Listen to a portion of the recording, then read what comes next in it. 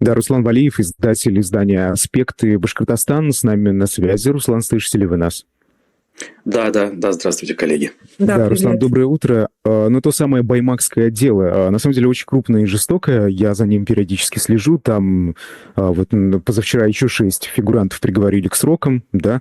Честно говоря, жестокое дело, но на него не так много внимания обращают. А вы можете, пожалуйста, вот для тех, кто о нем не слышал, я думаю, таких много, на самом деле, среди наших зрителей, рассказать вообще, с чего все началось, вот откуда это дело выросло? И за что судят этих людей, собственно? Началось это дело после событий в башкирском городке Баймак, которые произошли 17 января 2024 года. В результате того, что собрались на площади 3-5 тысяч неравнодушных жителей, и пришли поддержать они местного национального активиста Фаиля Алсынова, которому в тот день должны были озвучить приговор за якобы разжигание межнациональной розни. И грозило ему 4 года колонии, что, собственно, и произошло. Приговор огласили. И собравшиеся на той площади жители, по версии следствия, вступили в противодействие с силовиками, организовали так называемые массовые беспорядки. Действительно, судя по кадрам с места событий, видно, что были, если не массовые драки, то как минимум снежки летели в разные стороны, хотя есть версия, что началась эта история с провокации со стороны силовиков или тех людей, кто с ними сотрудничал, потому что снежки первыми полетели со стороны, из-за спин, точнее, силовиков. И вот, Подожди, Руслан, снежки, как мы знаем, с московских протестов, это страшное орудие в руках оппозиционера. Самое страшное орудие в руках оппозиционера – это снежок. Это известный факт. Скажи, пожалуйста, ты упомянул, когда, собственно, дело башкирского активиста, после чего люди вышли на улицу, ты сказала межнациональной розни, а кто с кем там, кого против кого, какие там нации-то вообще, собственно? В Башкортостане есть проблемы с экологическими вопросами. Все помнят, может быть, или не все, многие помнят противостояние на Шихане-Куштау, когда гору хотели разработать в пользу содовой компании. Тогда удалось отстоять, и, в общем, народ победил. И вот после этого другие болевые точки стали всплывать в связи с либо потенциальной, либо уже существующей добычей ископаемых в районе Уральских гор. А Башкортостан – это Южный Урал. То там, то тут стали возникать споры по поводу целесообразности строительства новых карьеров по добыче, например, медной руды. Сейчас, кстати, очередная история разворачивается в Абзелиловском районе, но это за скобками. Так вот, Фаиль Алсынов, выступая на одном из народных сходов, а такие вещи практиковались у нас в республике, на родном башкирском языке, рассказывал свою точку зрения, что вот, дескать, в нашу республику приезжают дельцы из самых разных мест, из разных регионов России, из других стран, вырывают из земли полезные ископаемые, не рекультивируют эти места, уничтожают природу, ландшафт, загрязняется вода, люди теряют угодья пастбищные для своего скота, а вот эти пришлые гости уезжают, забрав с собой барыши, грубо говоря, оставляя местным раскуроченную землю. И там прозвучали слова, которые следствие интерпретировало как разжигание межнациональной розни. Он высказался на башкирском языке, использовав формулировку «кора халак», дословно перевести «черные люди». Хотя в народе у нас считается, что кора халак – это простые, темные, скажем так, не очень, может быть, просвещенные, не очень образованные люди. Вот. А интерпретировали это как чуть ли не расизм, то есть черными людьми он якобы назвал представители там Северного Кавказа, Центральной Азии, и вот, дескать, таким образом разжег межнациональную рознь. Вот, в общем-то, и все. Это лингвистическая экспертиза, как у нас заведено в стране. Суд ничего не доказывает, а просто прибегает к услугам так называемых экспертов, которые оценивают высказывания людей. То есть, подожди, если я скажу, слушай, Ахмадиев, темный ты человек, темный, то есть это будет означать, что я разжигаю межнациональную рознь, потому что я обозвала его афроамериканцем. Правильно я понимаю? То есть, примерно так, да. Абсолютно точно. В общем, темный ты человек, Ахмадиев. Да, понятно. Так. В общем, да, это нас всех касается, так или иначе, выходцев из республики. Но на самом деле не смешно. В результате мы имеем более 80 уголовных дел. В течение месяца примерно после тех событий задерживали жителей Башкортостана, которые были замечены на этом сходе. 10 из них определили так называемыми организаторами так называемых массовых беспорядков. Хотя, кстати, Дмитрий Сергеевич Песков тогда в интервью кому-то на очередном брифинге сказал, что беспорядков массовых не было, было какое-то локальное событие местного значения. Но это не возымело эффекта. Есть массовое уголовное дело, самое масштабное, как многие признают за историю современной России, политическое дело. За год с лишним, что прошел с тех пор, 46 приговоров уже вынесено в отношении участников этих самых событий. Сроки от 3 до 8 лет, в среднем 5-5,5. Вот накануне мы говорили о очередной пачке приговоров. Тут 6 человек, значит, судили, также по 5,5 лет им дали. У всех 212 статья «Участие в массовых беспорядках» и причинение вреда представителю власти, не связанное с опасностью для здоровья. Такие 2 статьи. Как правило, в качестве доказательной базы только либо признание, либо видео, где видно, что человек был и бросал снежок. О каких-то последствиях вообще речи нет. Никаких пострадавших с той стороны, со стороны силовиков нет. Интересно, а напомни, пожалуйста, там же были погибшие, там же были дела, там же были подозрения или дела о пытках, там же были швабры, любимое оружие. К сожалению, То есть любимое оружие оппозиционера – это снежок, любимое оружие российского силовика – это швабра. Там же много было всяких пострадавших, там было много всяких чудовищных подробностей, да, о судьбах этих самых баймакских протестующих. К сожалению, в дела это не вылилось, потому что даже проверки должным образом не было. Действительно, есть погибший Рифат Даутов. Он скончался буквально сразу в процессе задержания. Еще в автозаке на пути следования из Зауралья, где все происходило, в Уфу. И по данным правозащитников и родственников, которые так или иначе в курсе, более или менее видели, они говорят, что речь шла именно об избиении в автозаке. Еще один мужчина покончил жизнь самоубийством, опасаясь уголовного преследования.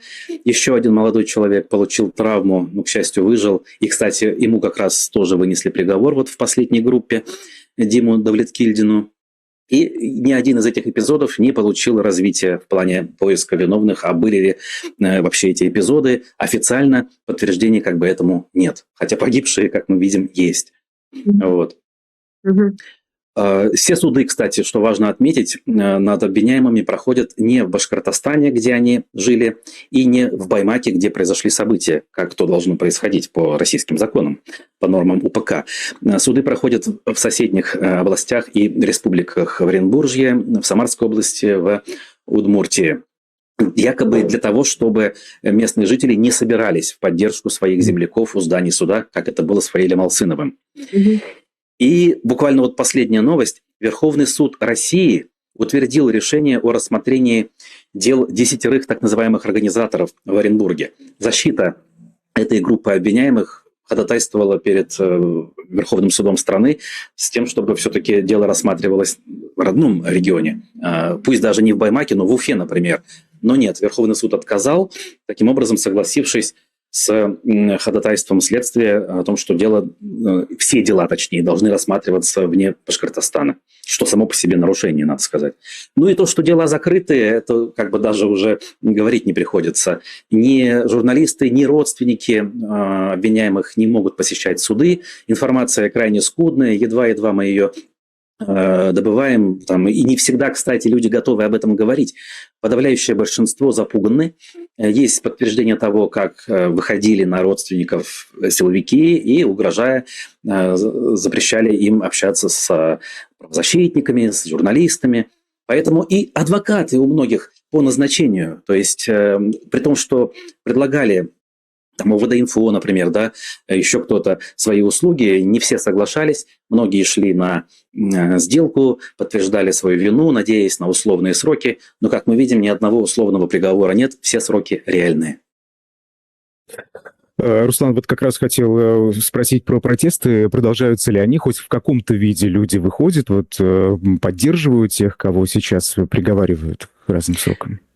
Нет, никаких публичных акций с тех пор больше не было, если не считать отдельные видеоролики, которые записывают небольшие группы активистов. Там либо один человек выходит в чистое поле с телефоном, либо группа там из 5 родственников периодически записывают просьбы то к Бастрыкину, то лично к Путину с просьбой помиловать, пожалеть узников, объясняя, что огромное количество семей и детей остались без отцов. Как правило, узники – это мужчины средних лет, работящие деревенские мужчины, фермеры, в общем, такие крепкие хозяйственники, скажем, и в семьях от 3 до 5-7 детей, что на самом деле как бы редкость в сегодняшней стране, да. И вот, например, надеялись на амнистию к победе, зная, что КПРФ, например, отправили в Думу инициативу об амнистии. Родственники рассчитывали, что их близкие попадут тоже в эту амнистию. Но, как мы знаем, ни самой амнистии, ни тем более амнистии для баймакцев нет. Вот это вся активность, какая на сегодня есть. Даже давать интервью независимым СМИ люди опасаются. Единицы буквально есть те, кто готовы это делать и иногда делают. Руслан, а сколько еще народу под следствием? То есть вот они судят, вот еще 5 вынесли приговоры. Там много еще осталось-то в этой кубышке? Точного числа так никто и не смог назвать. Есть данные, то есть даже не знают, сколько их. Да, да, потому что все это собиралось с миру по нитке благодаря усилиям независимых журналистов. 86 фигурантов точно существует, и вот 46 из них получили приговоры, то есть половина впереди. То есть еще у нас впереди много эпизодов этого драматического сериала, правильно я понимаю? Именно так. В том числе 10 человек, кого считают организаторами, там речь идти может о двузначных сроках, то есть 10-13 лет. Хотя люди эти ни при чем, да. Я хотела просто на эту историю попробовать, вот, значит, посмотреть как бы вот в целом, про что она, да. То есть, я, насколько я помню, Айдар еще, когда вся эта ситуация разворачивалась, рассказывал, что это глухая башкирская провинция. Фактически там села, да, где-то там далеко-далеко от Уфы, где-то в горах, в снегах. И вот, значит, эти люди, то есть протест это не имел никакой политической подоплеки, правильно же? То есть там какой-то экологический протест, вот пришли, разграбили нашу землю, проклятые кавказцы, ну, например. Условно, да. Да, и эти люди, то есть приехал, ОМОН пригнали, это же был башкирский ОМОН, или кто их там разгонял, с кем они там, соответственно, вот вступили в снежную борьбу?